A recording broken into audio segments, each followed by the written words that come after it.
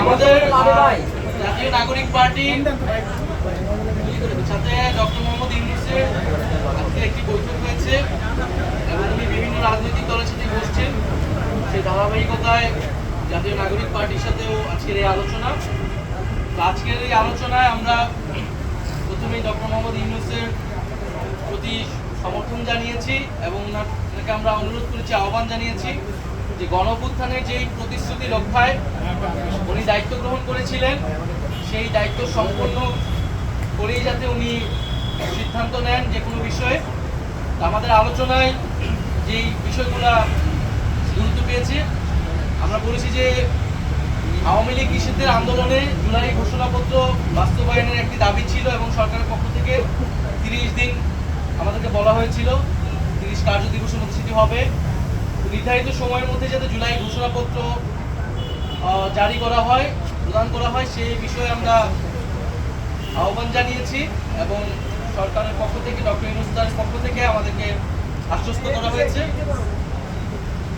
দ্বিতীয়ত আমরা জুলাই গণঅভ্যুত্থানে শহীদ হয়েছেন, শহীদ পরিবার এবং আহত যারা রয়েছেন তাদের যে পুনর্বাসন প্রক্রিয়াটা, সেই প্রক্রিয়া কাজটা ধীরগতিতে আগাচ্ছে। সঞ্চয়পত্র গণঅভ্যুত্থান অধিদপ্তর থেকে যে সঞ্চয়পত্র দেওয়ার কথা ছিল সেটি এখনো সকল শহীদ পরিবার পায়নি।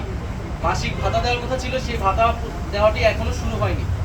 আমরা বলেছি যাতে দ্রুত সময়ের মধ্যেই প্রতিশ্রুতিকৃত সকল যে দাবি আর্থিক সহায়তা সহ পুনর্বাসনে সেই বিষয়টি যাতে নিশ্চিত করা হয়। দ্বিতীয়ত শেখ হাসিনার আমলে হওয়া জাতীয় এবং স্থানীয় পর্যায়ের সকল নির্বাচনকে আমরা আনুষ্ঠানিকভাবে অবৈধ ঘোষণা করতে বলেছি। কারণ সেই সময়টা শেখ হাসিনা একটি ফ্যাসিবাদী শাসন ব্যবস্থায় ইলেকশন করেছিল এবং মানুষের ভোটাধিকার হরণ করেছিল। রাতের ভোট হয়েছে, দামি নির্বাচনের ভোট, দামি প্রার্থীর ভোট হয়েছে। ফলে সেই নির্বাচনগুলো নিয়ে প্রশ্ন রয়েছে এবং এই নির্বাচনগুলোকে সেই সময়ের বিরোধী রাজনৈতিক দলগুলো বিভিন্ন সময় প্রত্যাখ্যান করেছে। তাহলে আমরা মনে করি যে সেই নির্বাচনগুলো থেকে আবার সেই নির্বাচনগুলোকে আবার আদালতে নিয়ে যে এক ধরনের পরিস্থিতি তৈরি করা হচ্ছে। তো সেই বিশৃঙ্খলা এড়াতে সেই পূর্বের নির্বাচনগুলোকে আইনগতভাবেই অবৈধ ঘোষণা যাতে করা হয়। আমরা যথাযথ বলেছি যে ইলেকশন কমিশন, যে ইলেকশন কমিশনের উপর আস্থা রাখতে পারছি না রাজনৈতিক দল হিসেবে, সেই ইলেকশন কমিশন পুনর্গঠন করে যাতে স্থানীয় সরকার নির্বাচনের দ্রুত আয়োজন করা হয়।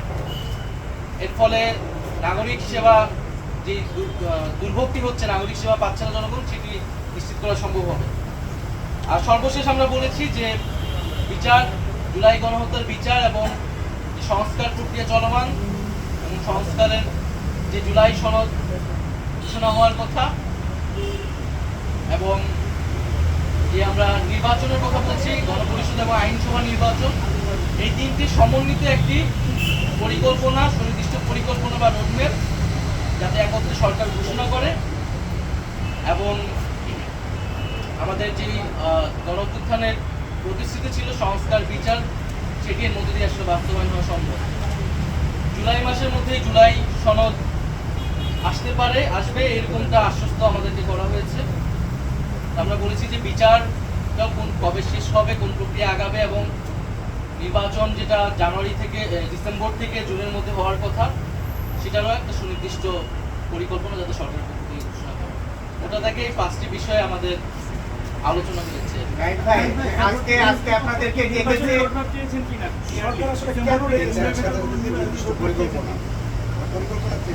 আমরা একই সাথে সমন্বিতভাবে 3টা বিষয়ের একত্রে একটা রোডম্যাপ চেয়েছি, যেখানে জুলাই গণহত্যার বিচার, সংস্কার বা জুলাই সনদ এবং আমরা যে গণপরিষদ এবং আইনসভা নির্বাচন চাচ্ছি সেটি সমন্বিত একটা।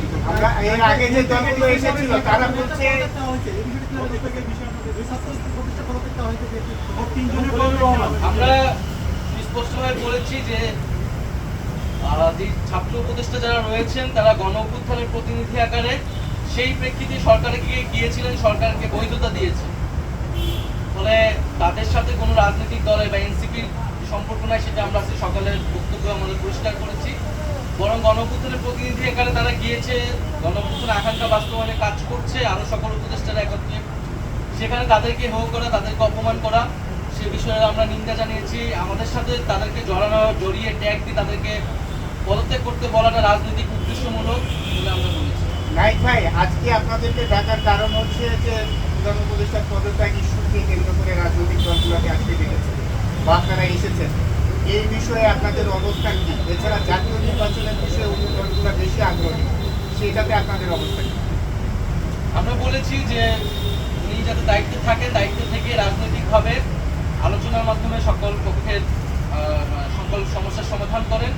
কোনো রাজনৈতিক দল নয়, বরং জনগণ এবং যে গণঅভ্যুত্থানকারী ছাত্র জনতা, তাদের আহ্বানে তিনি দায়িত্বে এসেছেন এবং তাদের আকাঙ্ক্ষা বাস্তবায়নের জন্য তিনি আসলে কমিটেড। কোনো রাজনৈতিক দলের প্রতি তিনি কমিটেড নয়। এই বিষয়টা যাতে উনি বিবেচনা করেন যে কোনো সিদ্ধান্তের ক্ষেত্রে।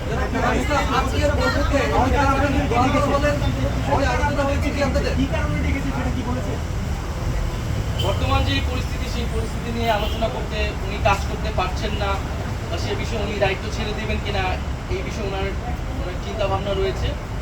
এটা তো অলরেডি মিডিয়া এবং সোশ্যাল মিডিয়ায় এসেছে, আসলে সেই প্রেক্ষিতেই আজকের এই বৈঠক। তিনটা রোড ম্যাপ চেয়েছেন,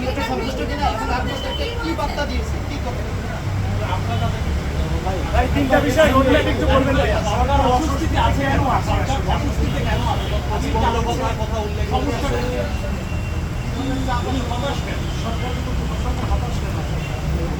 সরকার বা ডক্টর মোহাম্মদ ইউনূস হতাশা ব্যক্ত করেছেন, কারণ হচ্ছে যেই প্রতিশ্রুতি নিয়ে উনি দায়িত্বে এসেছেন এবং সে সময় আমরা যেহেতু আন্দোলনের প্রতিনিধি ছিলাম, আমরাই ওনাকে আহ্বান করেছিলাম গণঅভ্যুত্থান পরবর্তীতে একটা নতুন বাংলাদেশ গঠনের জন্য। এবং শুধু ডক্টর মোহাম্মদ ইউনূস বা এই সরকার নয়, সেই সময় যারা আমরা আন্দোলন করেছিলাম, ফ্যাসিবাদ বিরোধী রাজনৈতিক দলের নেতৃবৃন্দ সকলেই কিন্তু সেই প্রতিশ্রুতি জনগণের কাছে ব্যক্ত করেছিল যে একটা নতুন বাংলাদেশ এবং সেই সংস্কারের মধ্য দিয়ে নতুন বাংলাদেশ পাওয়া সম্ভব। সেই নতুন বাংলাদেশের প্রতিশ্রুতি থেকে কোনো পক্ষ সরে আসছে বলে ডক্টর মোহাম্মদ ইউনূসের মনে হচ্ছে এবং ওনাকে চাপ প্রয়োগ করে বিভিন্ন দাবি আদায়ের চেষ্টা চলছে। এর ফলে আসলে এইভাবে ওনার পক্ষে কাজ করা সম্ভব নয় এবং সংস্কার বা পরিবর্তন আনা সম্ভব নয়। তো সেই জায়গাতে উনি হতাশা ব্যক্ত করেছে। আমাদের জায়গা থেকে আমরা বলেছি যে কোনো রাজনৈতিক দল নয়, উনি যাতে জনগণের প্রতি, গণঅভ্যুত্থানকারী ছাত্র জনতার প্রতি কমিটেড হন এবং সেই জায়গায় কাজ করতে উনি ওনার দৃঢ়তা ব্যক্ত করেন। তিনটা রোড ম্যাপ বলছেন, আরেকবার তিনটা রোড ম্যাপ।